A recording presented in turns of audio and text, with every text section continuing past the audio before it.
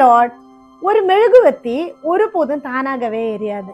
ஒரு நபர் எரிய வச்சால் ஒழிய மெழுகுவர்த்திக்கு தானாகவே எரிகிற தன்மை இல்லை. ஆனா இந்த மெழுகுவர்த்தியை எரிய வச்சால் அது ஒருபோதும் தன்னை அணைத்து கொள்ளாது.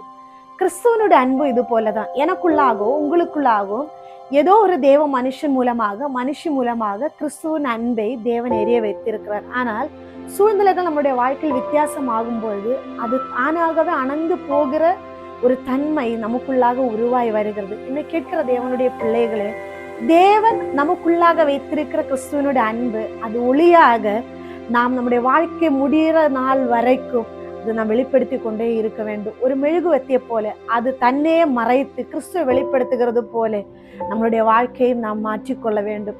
யோவான் எழுதின சுவிசேஷம் 3வது அதிகாரம் 30வது வசனம் இப்படி சொல்லுகிறது, அவர் பெருகவும் நான் சிறுகவும் வேண்டும். என்னுடைய வெளித்தோற்றம் சிறுகாமல் எனக்குள்ளாக இருக்கிற கிறிஸ்து பெருக முடியாது. இந்த மெழுகுவர்த்தியை போல நம்மளுடைய வெளித்தோற்றத்தை நாம் சிறுதாக்கிக் கொள்வோம். நமக்குள்ளாக இருக்கிற கிறிஸ்துவை நாம் பெரிதாக்கிக் கொள்வோம். கிறிஸ்துவை நாம் அதிகமாக வெளிப்படுத்துவோம். Have a nice day. God bless you.